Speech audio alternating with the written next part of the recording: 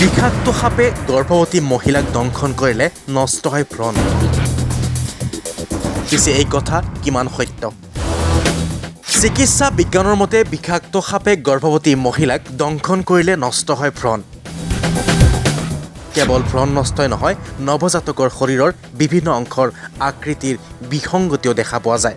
শিৱসাগৰ ডিমৌ আদৰ্শ চিকিৎসালয়ৰ বৃহৎ সফলতা।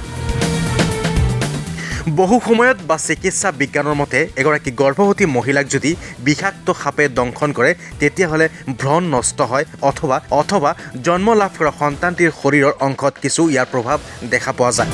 কিন্তু শিৱসাগৰ ডিমৌ আদৰ্শ চিকিৎসালয়ৰ একাংশ নিষ্ঠাবান চিকিৎসক স্বাস্থ্যকৰ্মীসকলে কৰা সুচিকিৎসাৰ ফলত অতি বিষাক্ত সাপে দংশন কৰা এগৰাকী প্ৰসূতিয়ে সুস্থ সন্তান জন্ম দিবলৈ সক্ষম হোৱা ঘটনাই আশাৰ বতৰা কঢ়িয়াই আনিছে। শিৱসাগৰৰ ৰাজমাইৰ ৰূপা খাচী নামৰ এগৰাকী গৰ্ভৱতী মহিলাক অতি বিষাক্ত কোলা শংখচূড় সাপে দংশন কৰিছিল। বিষাক্ত সাপে দংশন কৰাৰ পাছতো ভাগি পৰা নাই মহিলাগৰাকী।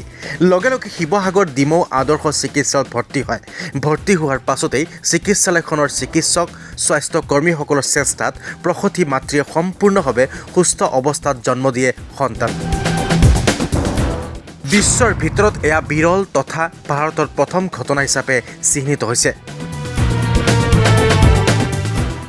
ডিমৌ গ্ৰাম্য চিকিৎসালয়ত কৰ্মৰত সংজ্ঞাহাৰক বিশেষজ্ঞ সৰ্প বিশেষজ্ঞ ডাক্তৰ সুৰজিৎ গিৰিসহ একাংশ চিকিৎসক স্বাস্থ্যকৰ্মীয়ে এই অসম্ভৱক সম্ভৱ কৰি তোলাত বৰ্তমান চিকিৎসা বিজ্ঞানলৈ আশাৰ সঞ্চাৰ কঢ়িয়াই অনাৰ লগতে ভাৰতৰ বাবে গৌৰৱৰ বিষয় হৈ পৰিছে।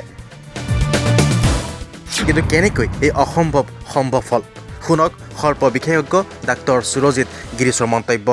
আৰু আপোনালোকক জনাবলৈ পাই সুখী যে গোটেই পৃথিৱীৰ ভিতৰত এই স্পেচিছ বুংগাৰাছ নাইজাৰ যিটো কয়, আমাৰ কলা শংখচূড় সাপে গৰ্ভৱতী মহিলাক 3 মাহতে দংশন কৰাৰ পিছত বেবীটোৰ কোনো ধৰণৰ অপকাৰ নোহোৱাকৈ সুস্থভাৱে এগৰাকী সুস্থ সবল কন্যা সন্তান জন্ম পৃথিৱীৰ ভিতৰতে প্ৰথম, আৰু ক'তো তেনেকুৱা ধৰণৰ আমি জাৰ্নেল বা কেছ ৰিপৰ্ট আমি গোটেই পৃথিৱীতে পোৱা নাই। আৰু এটা আমি কথা কৈছো যে তেওঁলোকে যিহেতু দিন হাজিৰা কৰা মানুহ, আৰু গাঁৱতো আপোনাৰ ধৰক গৰ্ভৱতী মহিলাটো মানুহটো মৰে বুলি ভাবেই, তাতে যদি পেটত যিখিনি বেবী আছে সেইখিনিতো মৰে বুলিয়ে ভাবিছিলে গাঁৱত, বিশেষকৈ ৰাজমাই অঞ্চলত। আৰু তাৰোপৰি কি হৈছিলে, ৰূপা ঘাচীৰ মানে আগতে 2টা প্ৰেগনেঞ্চি লছ হৈছিলে, মানে আগতে প্ৰেগনেণ্ট হৈছিলে, তাই গৰ্ভৱতী হৈছিলে যদিও পেটতে ভ্ৰূণটো নষ্ট হৈছিলে, গতিকে এইবাৰো নষ্ট হ'ব বুলিয়ে চবে ভাবিছিলে। গতিকে যিহেতু তাই মৃত্যু জয় কৰি আহিছে, গতিকে আমি তেওঁৰ মাক দেউতাকৰ সন্মতি সাপেক্ষে তেওঁলোকে আমাৰ নাম এটা দিব ক'লে, চ' তাইক আমি নামটো মৃত্যুঞ্জয়ী বুলি নামকৰণ কৰো। চ' এইটোৱে আমাৰ ৰূপা ঘাচীৰ কাহিনী। ধন্যবাদ। শিৱসাগৰৰ পৰা প্ৰশান্ত Das, my news north east.